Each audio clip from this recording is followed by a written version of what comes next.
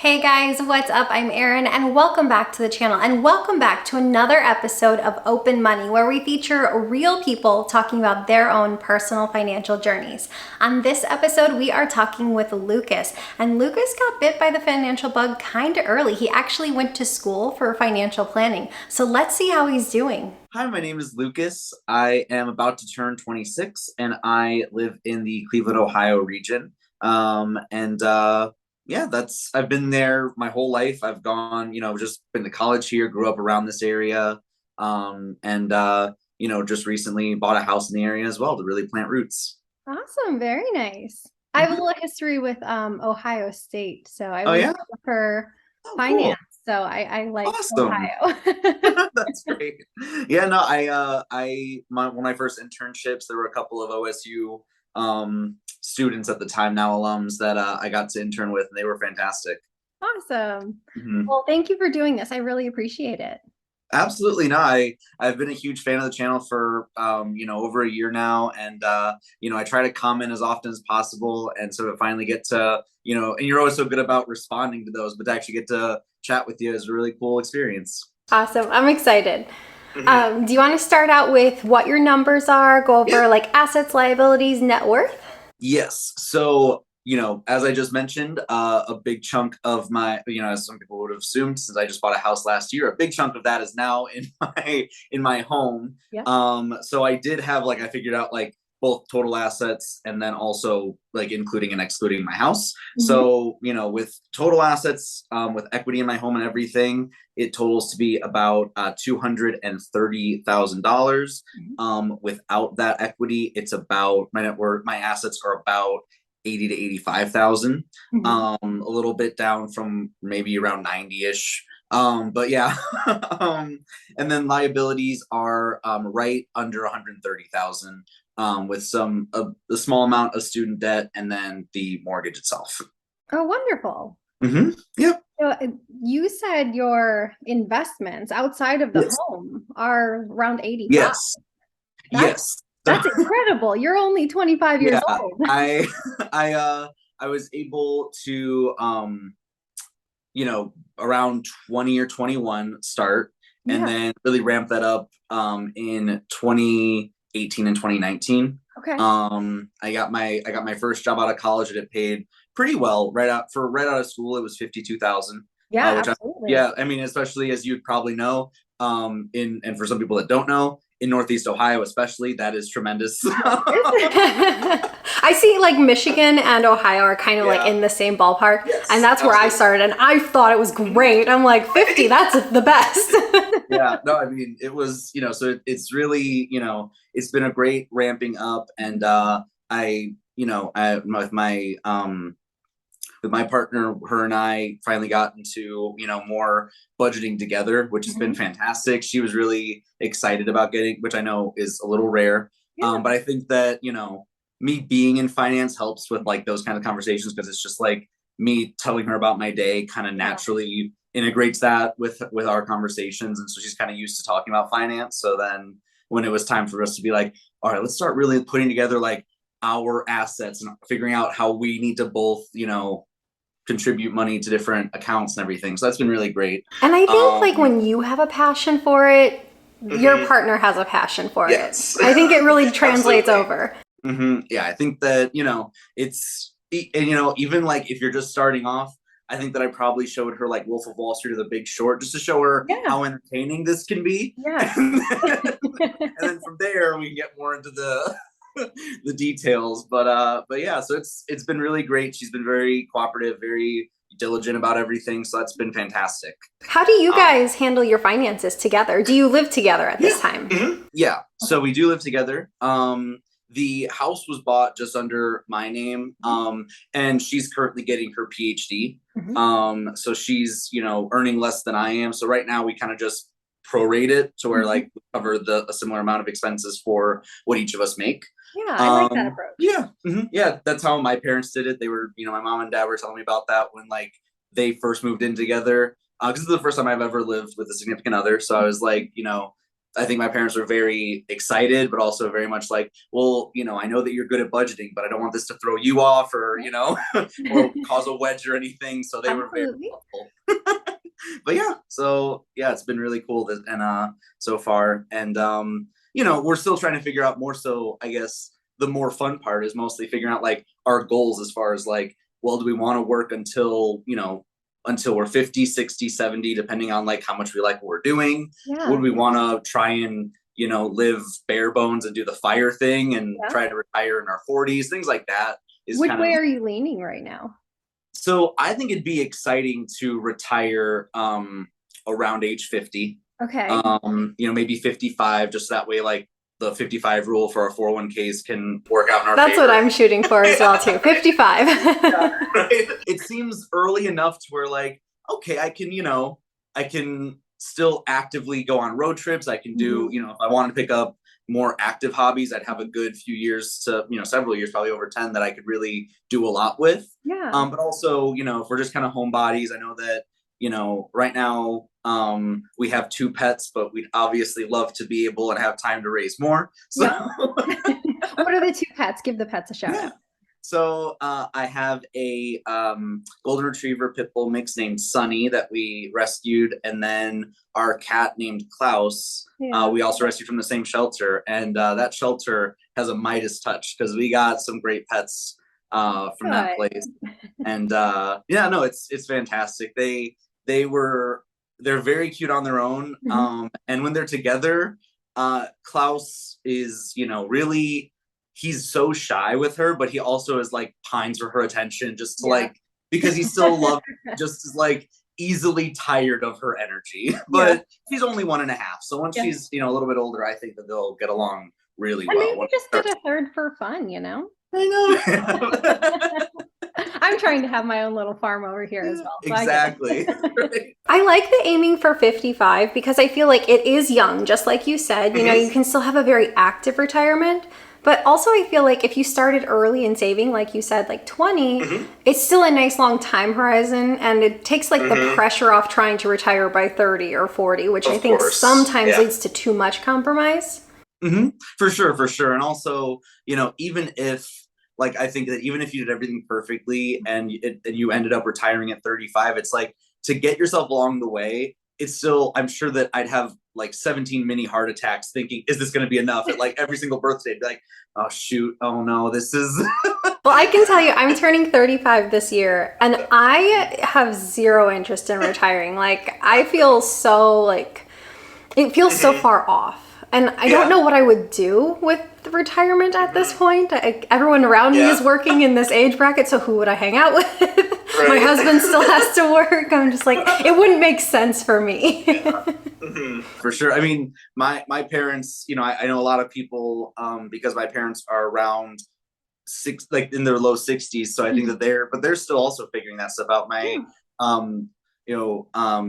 fiance Rachel's parents are around that age as well, and they kind of have like a similar conversation with both our parents. Will be like, it's just a lot of my friends are still working, and I'm like, well, maybe if you were tired, you get that ball rolling. They don't.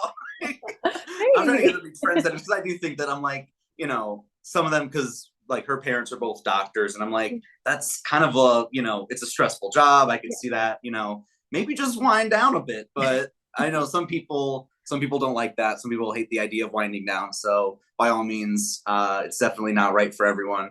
My dad retired at 72, I believe. So he's been retired a couple years, and now he hates it. He just wants to go back to work. Like, he's trying to get a job somewhere or like reopen his own office. And I'm like, well, you'd be miserable working, but he's miserable retired too. So I'm like, you need more hobbies. Do you have a savings rate that you are using, and what type of investments do you go for? So my savings rate is approximately 22%. I do 18, and then my employer 4. It was, I'm kind of hoping to get up to 25 in total.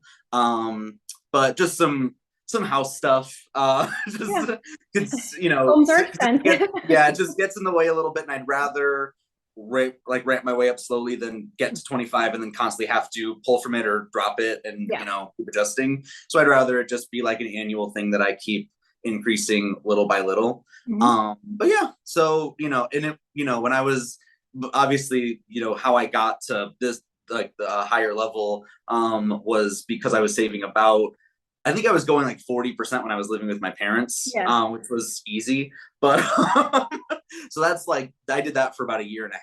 And that was, that felt fantastic. But that's certainly, with us planning around like the house and everything, I was wanting to, have do more things together, a wedding and everything in the, next few years. So it's like, okay, well, I don't think I don't think I want to set the goal back to 40%. I think that was a little bit extravagant, and only for people who don't have housing costs. Well, I lived at home after college, just like you, because it's a great savings opportunity. My savings rate was like in the 90s for sure. But I didn't have any expenses. My car was paid off. I didn't have any debts. So like, I just had to buy some food and put gas in my car occasionally. For sure. But I think it's a nice launching pad for life, honestly, because it gets you started with having a little bit in the bank. Yeah, no, it was a huge advantage. I don't think that I would have, I had like a decent enough income, but I don't think that I would have felt like I could afford the house without already having like a decent nest egg for my age, that I'm like, okay, if I'm okay dropping my savings rate by about half. I already worked really hard to get it here, so I felt like, okay, I'm still. Plus, I figured, I was like, that was 40% at my probably lowest income I'll ever be at, and so as that gets ramped up, I'm sure the numbers will get to where they were. Yes, even at a lower percentage, it's a higher dollar amount. Exactly. So I'm like, okay, this is, I feel better about it. So that's kind of where I'm approaching, probably, honestly, I'd say by around 30 or so, give or take, especially when Rachel will be done with her PhD. So that'll probably, we're expecting to ramp that up quite a bit, at least on her side. So yeah. And what do you prefer to invest in? Yeah, so preferences, for as young as I am, I think that I have always leaned towards dividend investing, only because I think that it's a great motivator. Obviously, I think like in 2020, like everyone did, I probably bought like a ton of Apple and Tesla, but that was a bit more just like they were all on, it was during like April or March. And so I was like, okay, sure, I'll get some of this right now. But overall, I've always been a bit more, I guess, cautious. Just because I think that, plus I think it allows a lot of flexibility where it's like I have all this, good footing in these dividend investments, and then their yields can go into growthier, riskier assets that are more appropriate for someone in their 20s and 30s. So that's kind of how I built that. Do you go the approach of individual stocks, or? I try and go ETFs and then some mutual funds. I think that, I think we're both big fans of the Money Guy show, and they recommend they're wonderful. They're wonderful. I love them to death. I think their threshold is 5% individual stocks. I'm probably triple that in like 15% individual stocks of my portfolio, but it's mostly ETFs. And then so much has to do with your risk tolerance and age, and so I mean, there's a lot of factors that go into that. Yes, yeah, absolutely, and like because I think that I also, that's my own individual portfolio. Obviously, like I try and balance it out because like my 401k is obviously entire mutual fund. So I'm like, okay, let's just, with my own individual accounts, I'm going to go a little bit more heavy into the things that I can't invest in a 401k. So that's why there's more individual stock, I think. And I always think like your individual stuff is a little bit more fun money sometimes, like outside the retirement account. So if it keeps you motivated. Exactly. I think that it does kind of, you build a bit more of a bond to it. And, obviously I love the fact that like there's, probably around 40 or 50,000 that I'm like, that is something that I don't ever want to touch. I don't ever feel like I need that stuff. And so I don't need to feel that bonded to it because that's probably not going to be touched for 30 years. Yeah. But then there's the stuff that I am, more actively trading and everything. And it just feels like, okay, it feels like I'm more involved. It feels like I'm taking more active steps in my financial plan and everything. And just kind of like, it's that motivation that I think is what keeps you going. And so, that's what I've had the most success with like people my age or a little bit younger that are like first getting a job with their 401k. I'm like, okay, well, let's pick out some funds. I think it can be pretty fun. I think that when you're actually looking at it, once you understand what a mutual fund is, it can be a little bit, I think that a lot of my friends are, I think that my excitement kind of spreads to them because they are very like, they'll start asking questions, and I think that it's a lot of fun to answer those for younger people who have never really thought about investing or knew how to start. So yeah. And you said you're in the finance field, right? Yes. Yep. Do you think that was a primary motivator for you to get investing at such a young age? Oh yeah. Like because I also did not know how to open a brokerage account, what the difference was between brokerage or IRAs. I just thought, I never really heard the term brokerage account. And so then I was just like, it was around my sophomore year of college that I was like, all right, let's get this opened up. And then I got to intern at a large brokerage firm, and they were able to teach me a lot about that stuff. So I was like, okay, I should probably start just throwing money into this. And then, so that was my brokerage account that got the bulk of that. And then around my senior year was when I opened up a Roth IRA, and I was like, okay, this is more important How'd you get interested in finance?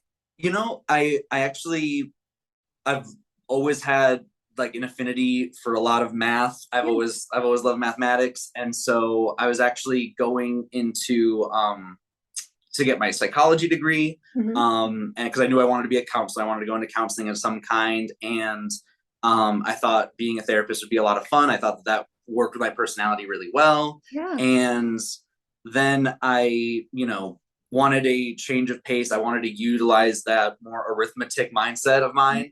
And I was thinking about going into accounting, but then I was like, what would be more counseling approach would be in like a financial advisor space. So that's kind of how I wound up finding, and my college specifically had a financial planning program instead of just finance or corporate finance. Financial planning was its own major. So that was really a really fantastic coincidence, because there weren't a lot of colleges that had that specific major, but finding that niche was really cool and really captured everything that I wanted in a business degree, I think. Perfect. What do you like about the field? I like both the research and analytics of it, because that's what I mostly do currently. I love that stuff, but I do also just love hearing about the different stories people have, the different relationships that people have with money, whether they are 25 and a freshly broke college student or college graduate, or they're 60 with $3 million but don't quite know how much they have where. I'm so with you, hence why I'm doing these kind of chats, because I'm like, well, secretly this is just for me because it's so fun. But I really think people get a big takeaway from it. I think that to answer your question more specifically, I think that the broad difference in perspectives that people have, I think that's my favorite part about it, and learning more about that element of the job and of the field is what really attracts me to it. Because everyone has such a different take on finances and how it relates to their life and how they think about it and what numbers they're aiming for and how they get there. I think it's fascinating. I'm right there with you. Absolutely. Now, you said you have a small amount of student loans. Do you want to speak about, like, at its peak, what was it, and plans for paying it off? And I was really fortunate. I think that, graduating in 2019, I only had $19,000 worth of debt.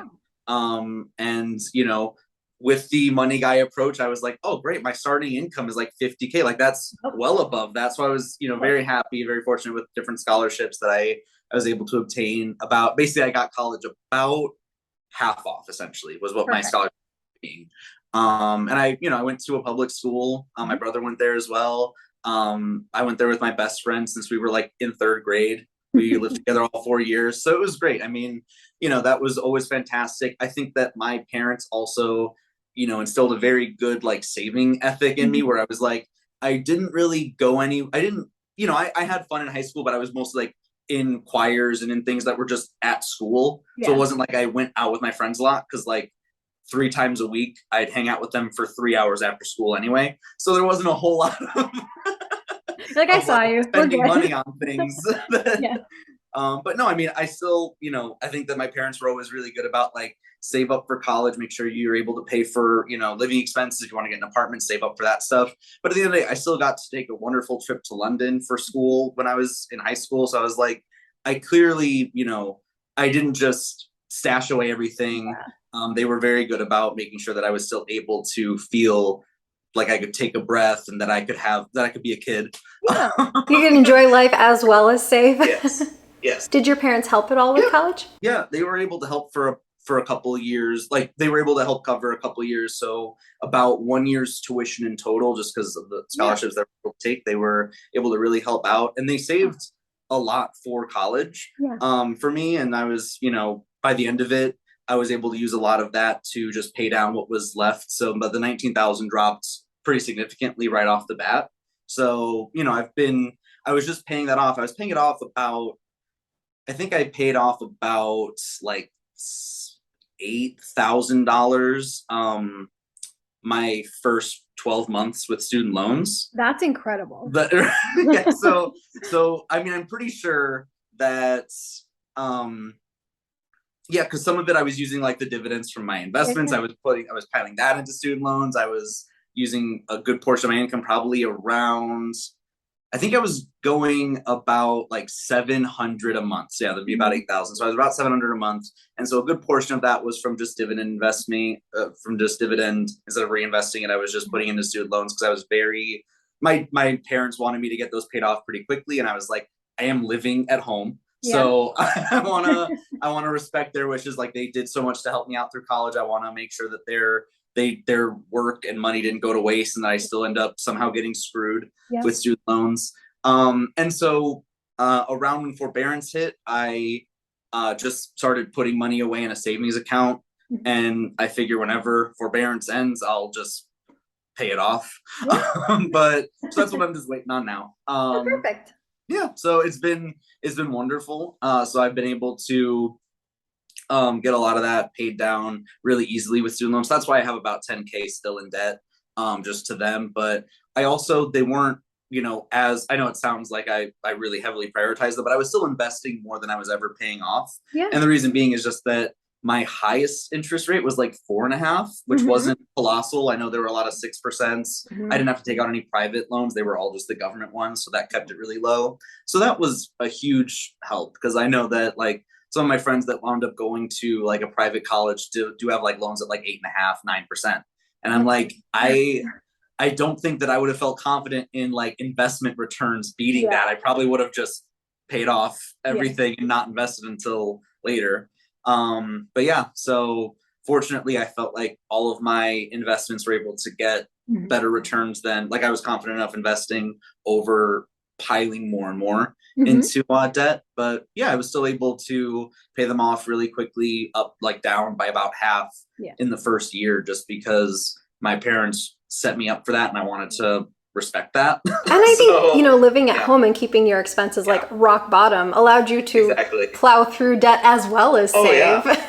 Absolutely. No, I never felt strapped. Like I had a subscription to our local movie theater, like the Regal Cinema near us. So I had like a Regal subscription so I could see all these movies, and I definitely, would go to the movies regularly. So it wasn't like I felt, because that's one of my favorite hobbies. So I love going to the movie theater. And so I felt like, I had a lot of fun. I didn't, feel like I was sacrificing a lot.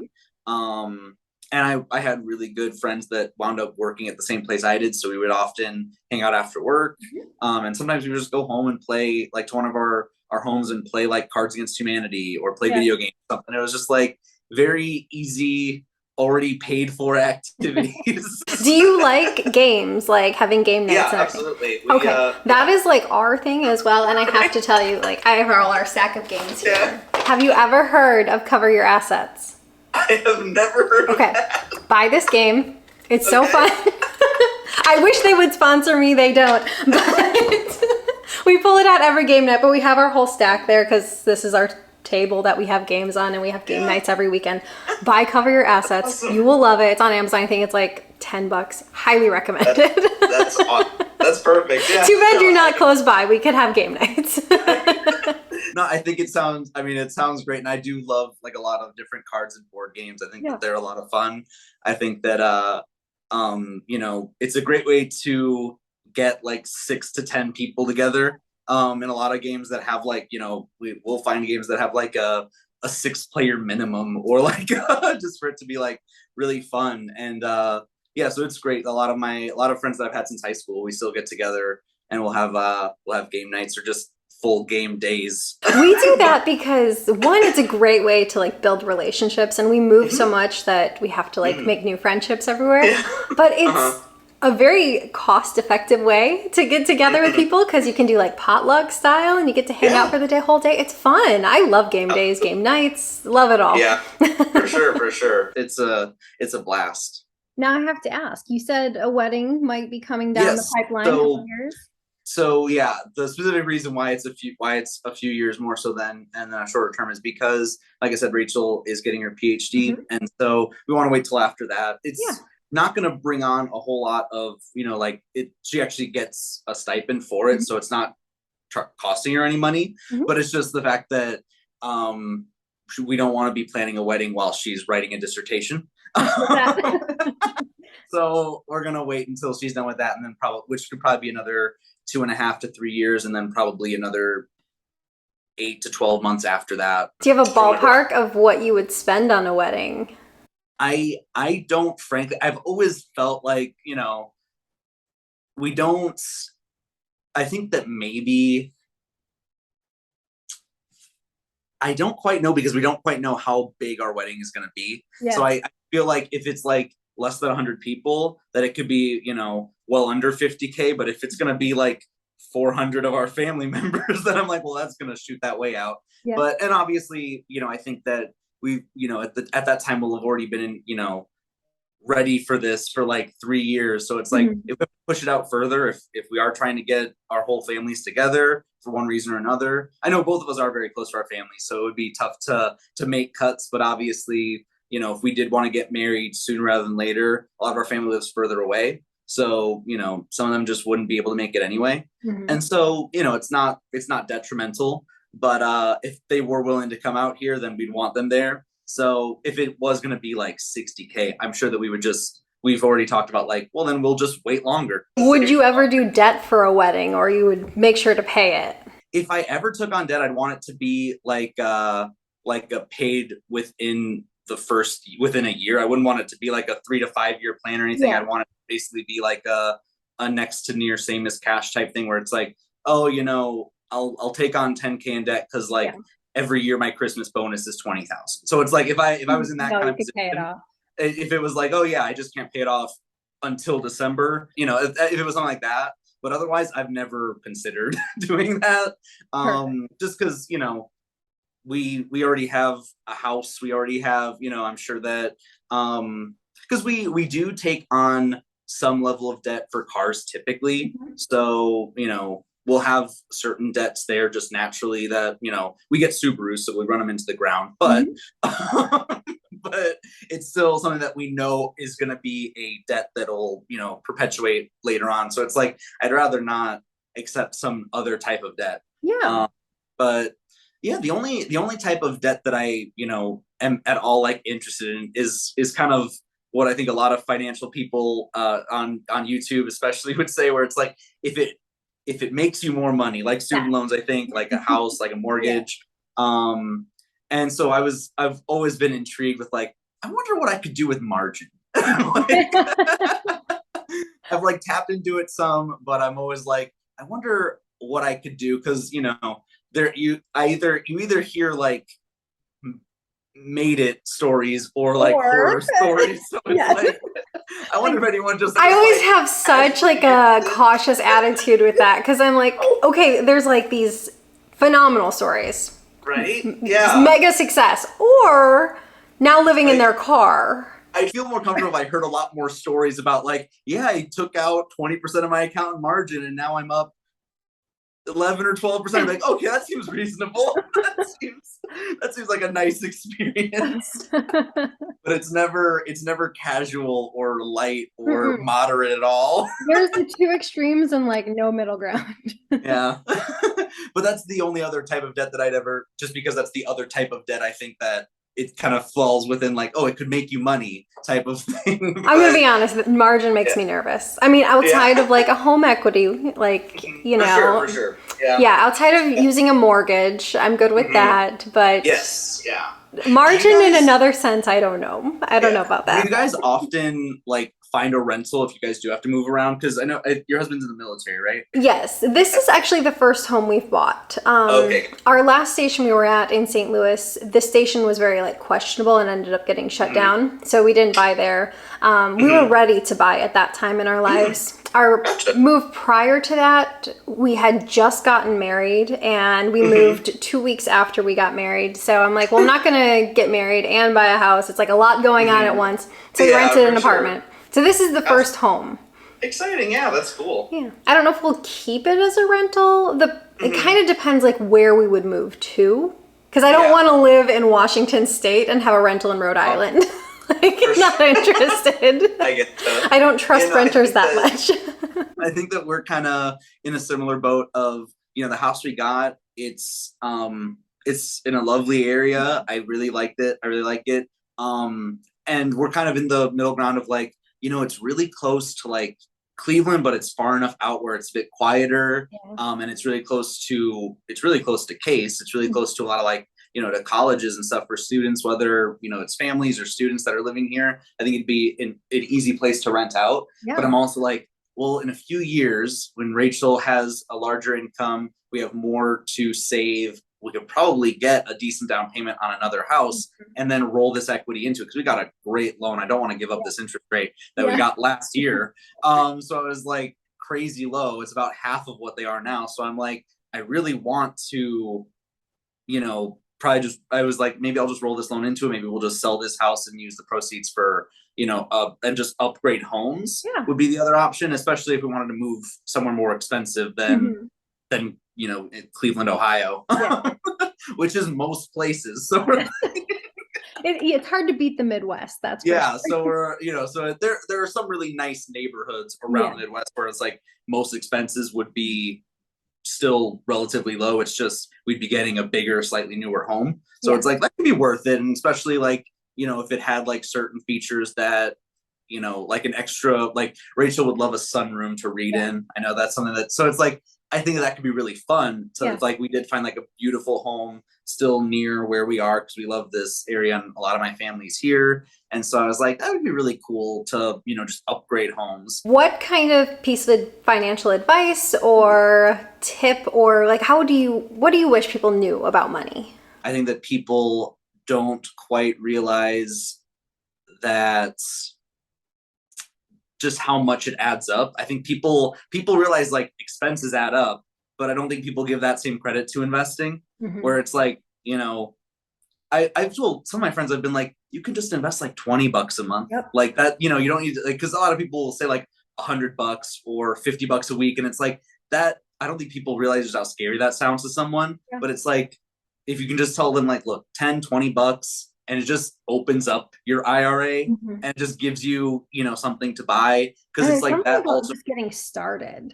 Yes. Yeah. So I think that if I, just understand that, it's money can be so stressful to people because things add up so quickly, and just give that same credit to your own savings because it does the same thing as expenses do. I love that. I think that's perfect.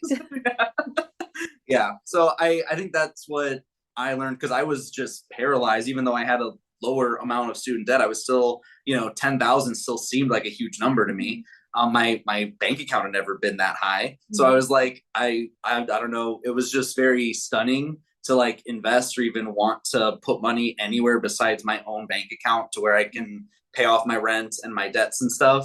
But once I got more comfy with realizing like how low you can start and just how powerful it is, I think that will probably,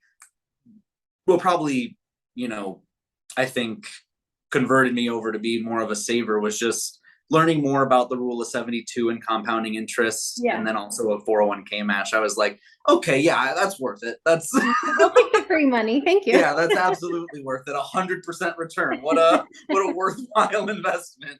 Can't beat that. So yeah, that's probably where I got to or how I got started and where I'm at now. Well, thank you. I really Absolutely. appreciate you doing this. Thank you. No, it was a blast. I'm so excited that I got the chance to meet you and to chat with you for about a half hour. I love his tip. Just get started investing. It doesn't matter how much you start with. Could be $5, $10, $20, just like he said. All that matters is that you get started. Get comfortable with investing, because once you get started, it'll become an easier habit to build. So just get started. If you would like to participate in an episode of Open Money, share your finances, talk about a budget, a net worth, what your money goals are, I'd love to have you on. Just send me an email at erintalksmoney@gmail.com and we will get it set up. I post new videos every single week. If you got anything at all out of this one, please give it a like. If you're new here, please consider subscribing. Or if you know of someone who might get something out of this type of content, please consider sharing. I hope you have a great day. I'll see you soon. Bye.